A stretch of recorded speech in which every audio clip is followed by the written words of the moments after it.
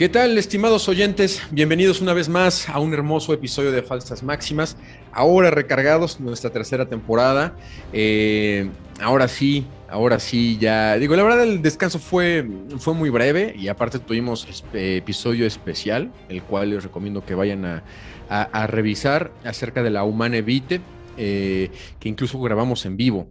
Hemos estado haciendo algunos experimentos recientemente y pues para quienes nos han estado dando seguimiento, pues esperemos que también pues la sorpresa les haya sorprendido de manera positiva, ¿no?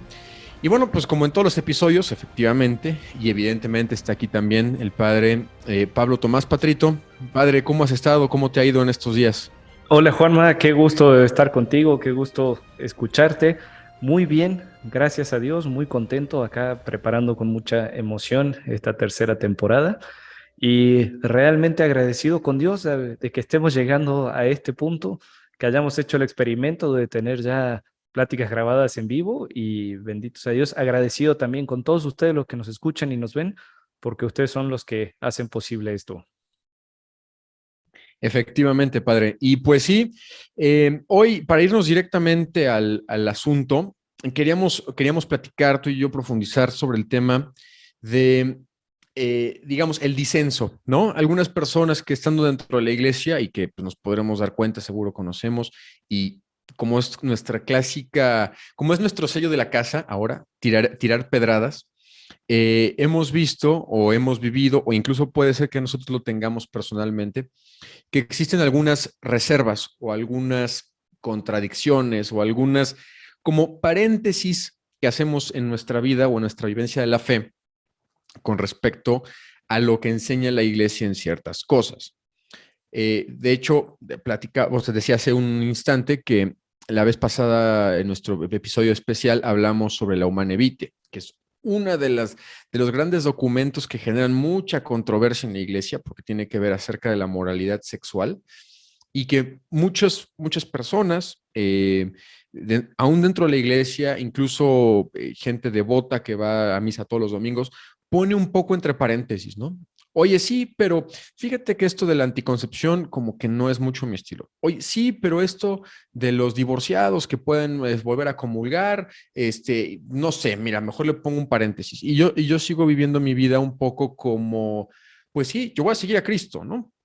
Y la misa, pues yo escucho la palabra de Dios y practico los sacramentos, debida o indebidamente. em, pero pues además, pues, Jesús nunca dijo esto o aquello, esto sobre los anticonceptivos, nunca dijo esto sobre los divorciados, y, y, pues bueno, queríamos tocar ese punto, padre, y pues ahora sí, pasarte la bolita. ¿Tú cómo comentas esto, cómo trabajas esto con tus feligreses, o tú cómo, desde qué punto lo abordas, padre? Fíjate, Juanma, que sí, que es un tema que sale muchísimo y es como, lo veo como a dos escalas. O sea, por una parte, hay gente que quiere estar unida a Cristo, pero sin un auténtico conocimiento o sin una auténtica amistad con Cristo. Entonces, como que, y eso genera una falsa imagen de Cristo, ¿no? Uno se termina creando un ídolo, un Cristo hecho a nuestra propia imagen y semejanza en vez de nosotros acoplarnos a la verdad de Cristo. Y veo que las personas a las que les pasa esto tienen una fe acomodada, una fe a su medida, que a duras penas podría llamarse fe, y que en realidad no les genera los frutos de plenitud, los frutos de santidad, los frutos de alegría que de suyo genera la fe. Pero también está otro fenómeno. La gente que dice que va en la misma dirección es como un hijito de esto. Cristo sí, pero la iglesia no. Y es parte de lo mismo, es pretender que uno puede tener una conexión directa y única con Cristo, hecha a la propia medida, en donde Cristo comprende, donde Cristo está presente, donde Cristo es el amigo, pero en donde en ningún momento se reconoce a Cristo como el auténtico Salvador que marca un camino concreto de vida. Y si no se reconoce así, como Cristo que te enseña un camino para acercarte a Él, entonces no hay ni siquiera una salvación. O sea, todo se trata de diversión, de cercanía, de compasión, si se quiere, pero no se deja de hablar en esos ámbitos de salvación, de pecado, de santidad, de gracia, incluso de perdón, y en el fondo el camino que Cristo presenta para salvarse es la iglesia. Entonces, cuando uno disocia a Cristo de la iglesia, termina también alejándose de Cristo. Sí, y aunque esto que te voy a preguntar seguramente es materia de muchos libros, eh, ¿cómo, y para quien nos escuche, porque tal vez hay quien esté en esa situación y diga, bueno, pues sí, pues porque así es, y la figura importante de la iglesia al final es Cristo, y si Cristo es lo importante, es lo central, y Cristo es el camino, la verdad y la vida, entonces, pues ¿para qué la iglesia, no? Seguro te digo, da para libros, pero muy conciso, ¿por qué no nos podemos, digo, lenguaje muy coloquial, no nos podemos saltar a la iglesia o no podemos caer en esa tentación que acabas de mencionar? A ver, yo lo resumiría de un modo muy concreto, porque Cristo quiso. Y voy a poner una imagen que espero que les sirva a nuestros oyentes. Cristo es una fuente, Cristo es un manantial de agua viva y todo aquel que se acerca a esta fuente de agua viva que es Cristo recibe la vida eterna. Ese es el primer principio. Ahora, entre Cristo, que es el manantial de agua, que es la fuente, y nosotros, hay 2000 años de distancia. Es decir, es como decir, yo estoy a 2000 kilómetros de esa fuente donde sale el agua. Para que el agua llegue a mí, necesito un conducto, necesito una tubería, necesito algo que acerque ese agua hasta donde estoy yo. Eso que acerca el agua de Cristo a nosotros y la mantiene fresca y la mantiene potable es la iglesia. O dicho de otro modo, Cristo es el motor, nosotros somos el foco que tiene que estar encendido irradiando la luz que viene de Cristo, pero como todo foco necesitamos un cable que permanezca unido a ese motor. Ese cable, esa tubería que transmite la energía, que transmite el agua de Cristo, es la iglesia. ¿Por qué está así? Primero, por nuestra condición humana. Somos limitados en el tiempo y ninguno de nosotros convivió directamente con Cristo. A ninguno de nosotros se nos ha aparecido Cristo. Bueno, a lo mejor alguno de nuestros oyentes dice que sí, en cuyo caso le diría, vaya con su obispo o vaya con su psiquiatra, tiene, tiene que revisarse, pero no nos ha tocado el contacto al mismo tiempo y en el mismo lugar que Cristo hace 2000 años en Tierra Santa. Nosotros hemos conocido a Cristo por el testimonio de quienes han conocido a Cristo. Entonces, Cristo mismo ha querido generar una comunidad en torno a sí que, guardando sus enseñanzas y asistidos por el Espíritu Santo, den testimonio de su verdad y transmitan la eficacia de su verdad al mundo entero. Eso es la iglesia. Ok, y dame chance de meter un poco más de polémica. Por supuesto, Juanma, no puede ser de otra Eh, manera acá. po- Oye, es lo que me toca. Pero con todo esto que dices me parece muy cierto, pero ¿por qué pareciera, y retomo otra vez el ejemplo porque viene, me parece muy adecuado, el ejemplo de la Humane Vitae sobre la moral sexual, ¿por qué pareciera que la iglesia, por ejemplo, Humane Vitae hace 60 años se inventa un tema sobre la anticoncepción? Eso, digo, Jesús estuvo hace 2000, lo acabas de decir, y esto pues es de hace 60, o sea, ni siquiera el 10%. Sobre eso, ¿cómo justificar que esa es una doctrina que tendríamos que seguir? Ok, acá nos estamos metiendo entonces en el tema de lo que la iglesia enseña y con qué autoridad la iglesia enseña lo que enseña. Para esto hay que ir aclarando ciertas cositas. En primer lugar, la iglesia no puede inventarse nada. La iglesia transmite un camino de salvación. Y si transmite un camino de salvación, no puede, no puede agregarle cosas que no estén, porque si no, uno corre el riesgo de desviarse el camino. Juanma, tú y yo hemos ido muchas veces a la montaña y nos ha pasado que hemos recorrido senderos que nos llevan a la cima y también nos ha pasado que hemos querido buscar atajos y nos hemos desviado y hemos terminado, gracias a Dios, nunca en un barranco, pero sí perdidos en un bosquecito. Y a Eh, veces sin querer buscar el atajo, simplemente nos perdemos por no fijarnos. exacto. Lo mismo pasa con la iglesia. Si Cristo dispuso a la iglesia para que conozcamos su testimonio y su verdad, la iglesia se siente muy responsable de no agregar cosas distintas ni quitar cosas distintas a las que Cristo dijo. Ahora, la verdad de la fe, a ver, a todo esto significa que necesitamos de algo, que es la fe. La fe, por una parte, es un don sobrenatural de Dios que infunde por el Espíritu Santo y que recibimos de modo muy concreto en el bautismo, pero la fe también es una respuesta obediente a la palabra de Dios. Ahora, ¿dónde está contenida nuestra fe? O sea, la pregunta de fondo es, ¿de dónde saca la iglesia sus enseñanzas? O sea, ¿de dónde saca la iglesia lo que nos dice? Por ejemplo, cuando la iglesia agarra y dice en la Humanae Vitae, no se pueden utilizar anticonceptivos dentro del matrimonio, eh, está sacando una verdad que decimos en dónde la tenía guardada, ¿no? Y acá es donde hablamos del depositum fidei, literal el depósito de la fe. Nuestra fe nos viene de tres fuentes: las Sagradas Escrituras, la tradición de la Iglesia y el magisterio.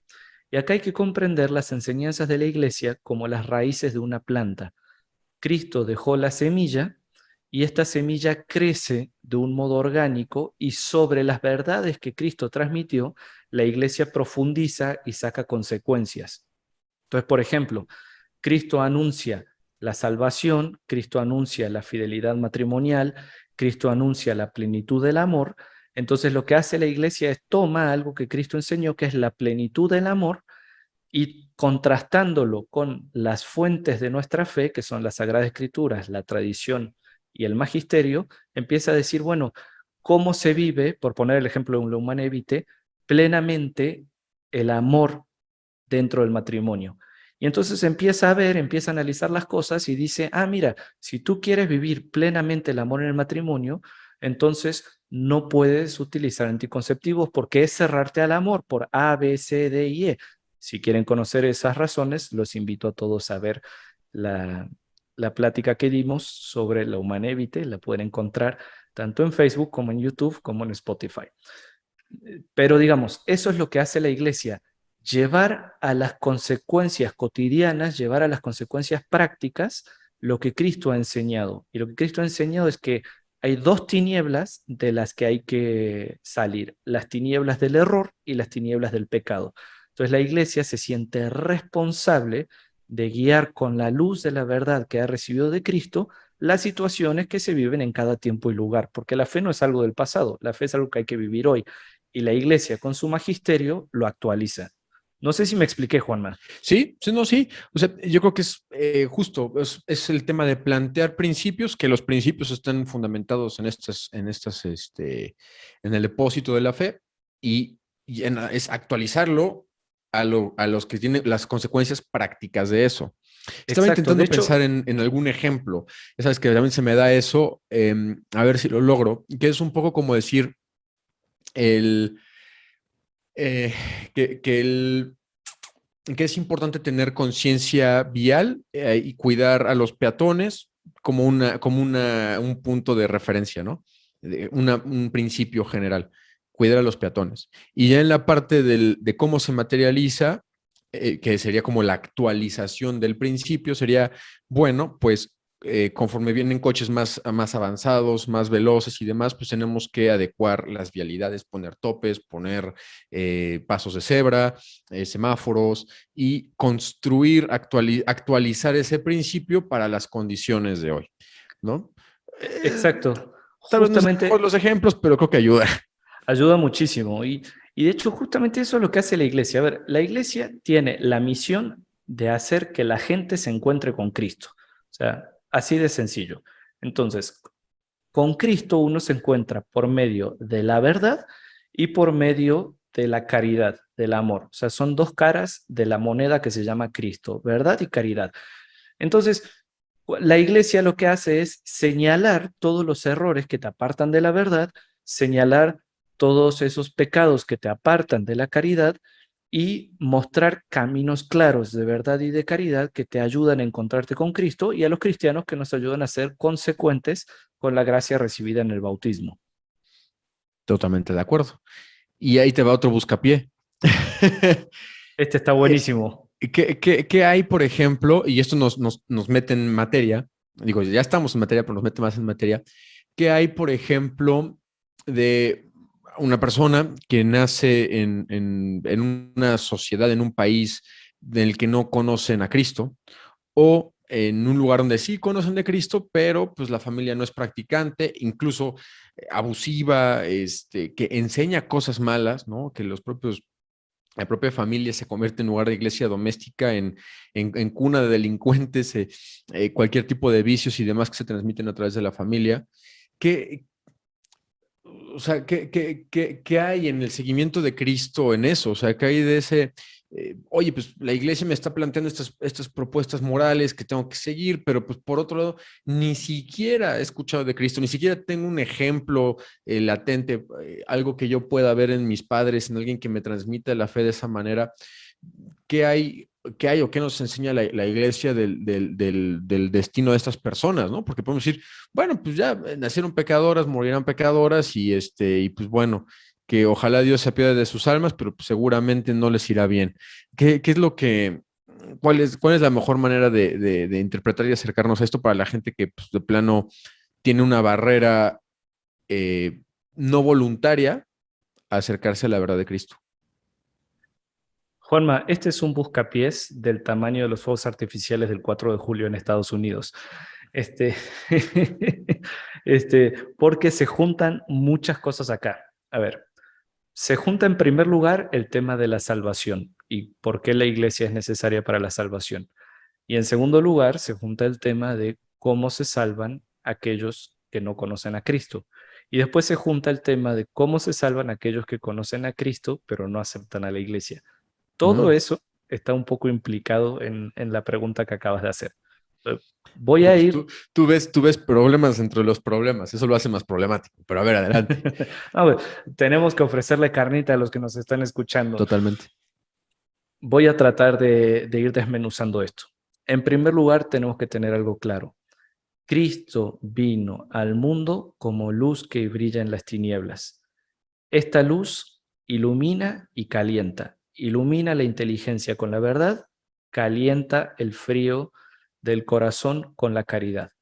Entonces, lo que Cristo ha venido a hacer es a salvarnos, a librarnos del pecado para que pudiéramos nosotros participar de la vida de Dios, o sea, para que pudiéramos endiosarnos. Los primeros cristianos, no a lo que nosotros hoy llamamos santidad, le decían deificación, es decir, compartir la vida de Cristo no es algo así como no es un decir, o sea, realmente Dios se hizo hombre para que los hombres nos pudiéramos hacer Dios. Y eso es el cielo, compartir la vida de Dios habiéndonos endiosado por toda la eternidad y haber llegado a este endiosamiento o santificación por el camino marcado por Cristo. Eso es, creo que, si nos salimos de ese cuadro, no hay forma de entender lo que estamos hablando. Ahora, para llegar a participar de este endiosamiento o santificación o vida de Cristo, Cristo mismo ha dispuesto la iglesia que tiene la misión de transmitir la luz de Cristo que ilumina y calienta de generación en generación.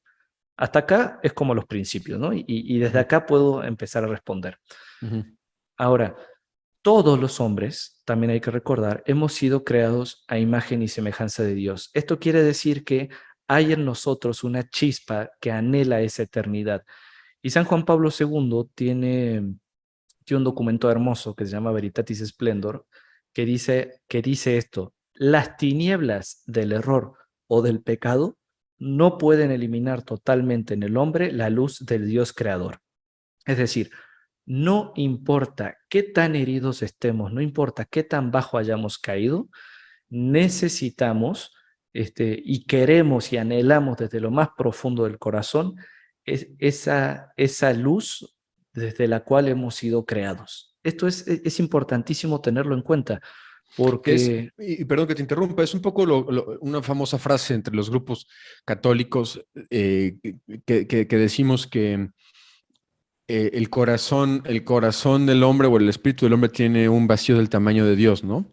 Este, que solamente Dios lo llena y que justamente nuestro corazón está, también como San Agustín, que pues estamos en una búsqueda quizá inconsciente de algo que es Dios y que no vamos a descansar en nuestra alma hasta que sea, que lo encontremos a Él, ¿no? Va por ahí. Exacto, justamente va por ese camino. Ahora entonces, ¿cómo es el camino ordinario de la salvación? El camino ordinario de la salvación es eh, conocer a Cristo por medio de la Iglesia Católica, recibir a Cristo por medio de los sacramentos, es decir, recibir las... Cristo sanaba, Cristo tocaba, Cristo transformaba, Cristo santificaba, y esas acciones Cristo las sigue realizando por medio de la iglesia a través de los sacramentos. Entonces, para conocer y estar unidos a Cristo, necesitamos de la iglesia que nos ofrece los sacramentos. Básicamente, este es como el esquema general. Entonces, Ujú. primer punto, Y, ¿qué? perdón, hago un Sí, paréntesis rápido. O sea, no solamente, aquí lo que estamos hablando es que no solamente la Iglesia plantea principios morales derivados de la enseñanza de Cristo, sino que además con la gracia nos permite acercarnos más fácilmente a su cumplimiento, ¿no? O sea, exacto. digo, eh, creo que lo hemos dicho muchas veces, creo que ya es algo que se sabe mucho, pero vale la pena así como subrayar y decir, a ver, la Iglesia no está solo de adorno, ¿no? Totalmente. Y no solamente presenta un corpus doctrinal, la iglesia presenta el rostro de Cristo, la iglesia es el rostro de Cristo en el mundo, la iglesia es el cuerpo místico de Cristo, es decir, la iglesia te hace acceder a Cristo mismo y el máximo ejemplo por antonomasia es la Eucaristía. O sea, la Ujú, iglesia no hace gestos significativos pero vacíos. La iglesia hace presente a Cristo hoy con sus sacramentos, con la enseñanza de la verdad y con su caridad. ujú, Pues para salvarse necesitamos que la iglesia nos introduzca a Cristo y nosotros ser parte de Cristo en este cuerpo místico que se llama la iglesia. ¿Qué pasa con los que no tienen la oportunidad de conocer a Cristo?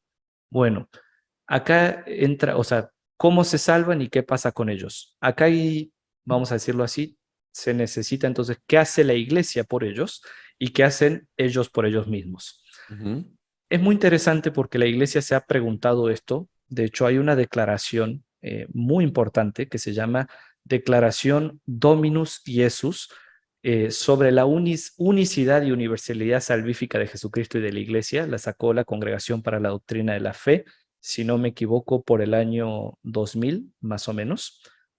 Invito a nuestros oyentes a que se acerquen un poquito a esta declaración, pero toca estos temas. Y básicamente para no hacerla más larga, Juanma, dice esto: la iglesia intercede por todos los hombres, porque Dios quiere que todos los hombres se salven y lleguen al conocimiento de la verdad.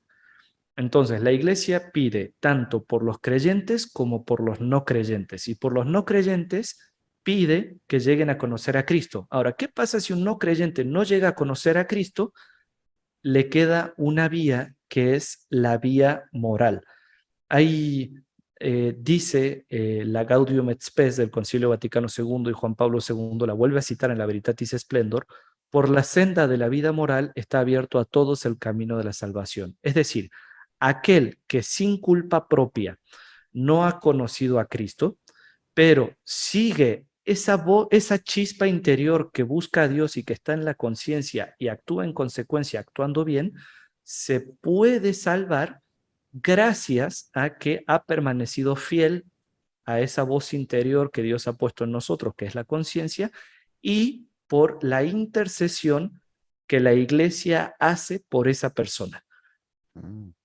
Sé que Y esto es abre, como un caso extraordinario, o sea, digamos, nosotros o sea, podemos tener la seguridad de que un bautizado muriendo en estado de gracia llega a salvarse, mientras que de esta alternativa decimos, hay una vía posible con estas condiciones, y es un tema, o sea, escabroso, ¿no? Porque incluso genera división un poco entre grupo, incluso dentro de la iglesia en algunas propuestas, pero como dices, la Gaudium et Spes pues lo finca y nos dice que existe esta posibilidad, que también por otro lado es muy alineada con este punto de decir, todos somos creados a imagen y semejanza de Dios, con esta misma hambre de sentido de vida, de sentido de eternidad, de la búsqueda de Dios.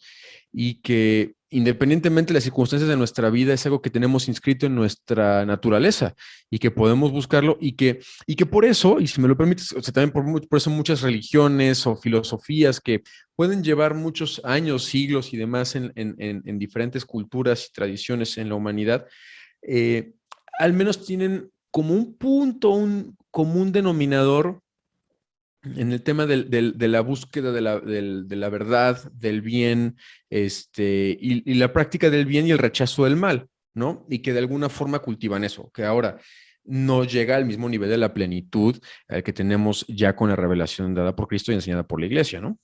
Tal cual. Acá quiero citar algo que tú has dicho muchas veces en estos programas, Juanma, y ahora aplica perfectamente. No se trata del mal menor, se trata del bien mayor. Y acá el bien mayor es deificarnos, Ujú. santificarnos, participar de la vida de Cristo. Entonces no se trata solamente de no condenarse, sino de encontrar los caminos por los cuales llegamos a una plenitud que es una plenitud infinita. Este tema es tan controversial, tan delicado, que incluso está en las mismas Sagradas Escrituras.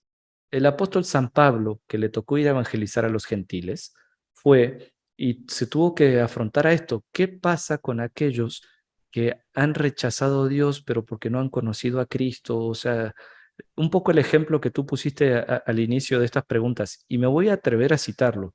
Les recomiendo a todos nuestros oyentes que vayan a la primera carta perdón, a la carta del apóstol San Pablo a los Romanos, en el primer capítulo, a partir del versículo 19. Juanma, si me lo permites, voy a citar esta partecita.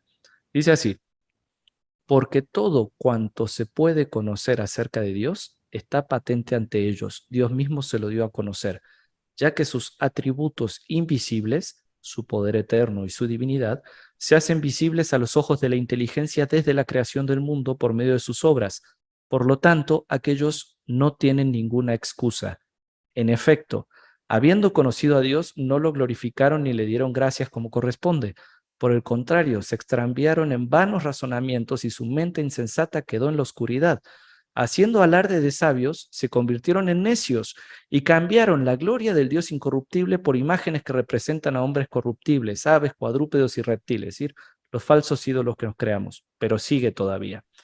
Por eso, dejándolos abandonados a los deseos de su corazón, Dios los entregó a una impureza que deshonraba sus propios cuerpos, ya que han sustituido la verdad de Dios por la mentira, adorando y sirviendo a las criaturas en lugar del Creador, que es bendito eternamente. Amén.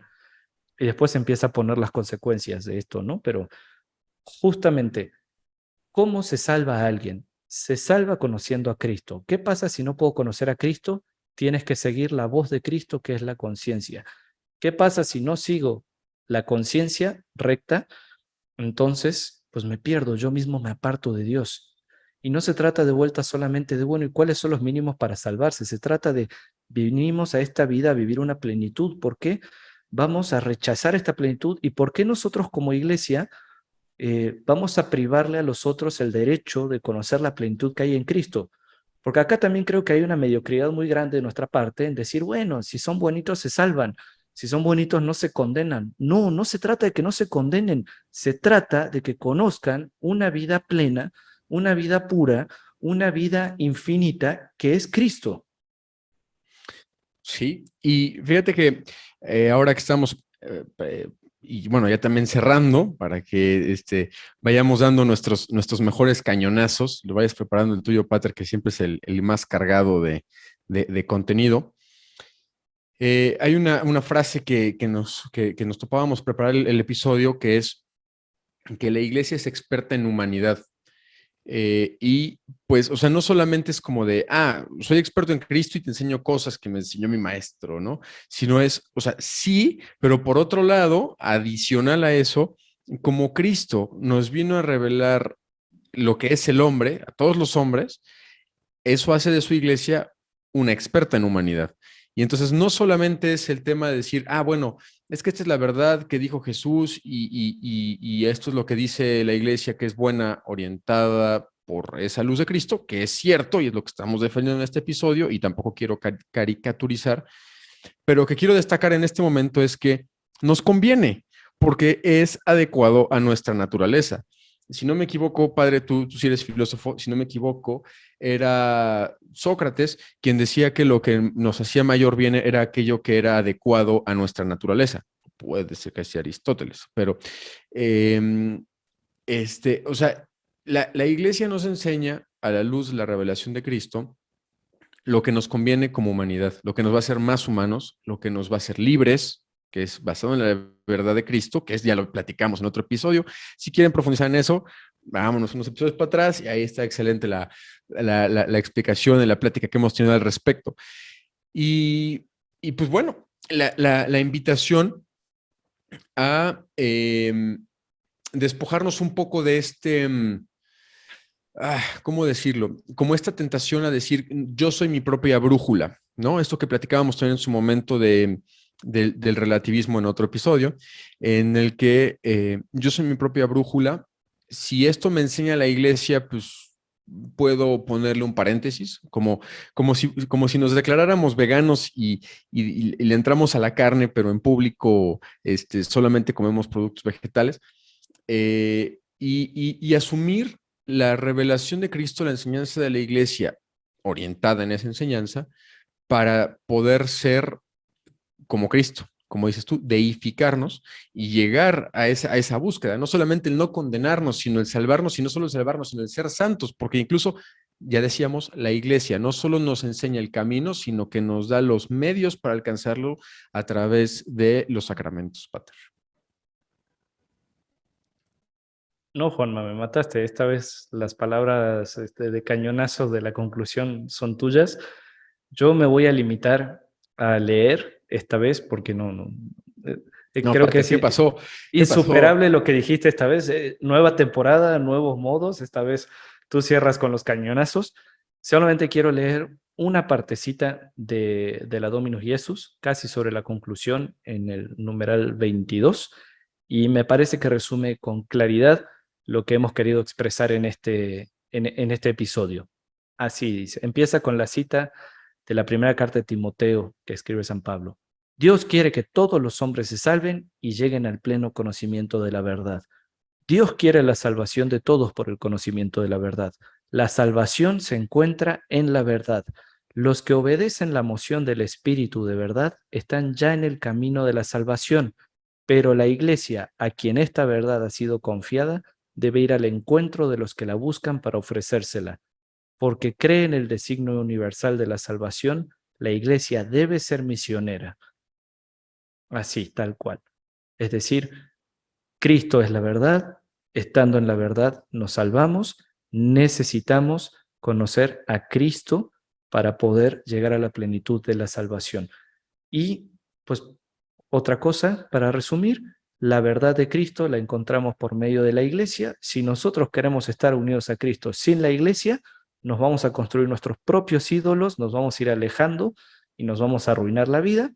Pero si hacemos el esfuerzo de humildemente seguir a Cristo desde nuestra fragilidad, desde nuestra pequeñez, desde nuestras caídas, siguiendo a Cristo, vamos a alcanzar la cruz y llegando a la cruz estamos nomás a unos pasitos de la resurrección.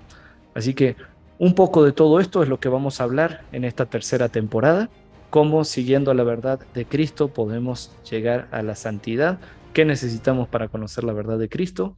Así que muchas gracias a todos nuestros oyentes, muchas gracias Juanma también por este diálogo tan rico, tan interesante, tan lleno de buscapiés. Por favor, escúchenos y síganos en redes sociales. Estamos en Facebook, estamos en Instagram, estamos en YouTube. Tenemos también un canal propio en WhatsApp. Y estén también atentos porque muy próximamente estaremos abriendo algunos cursillos que creemos que les interesarán. Juanma, un muy fuerte abrazo. Muchas gracias por todo y viva Cristo Rey. Viva Cristo Rey.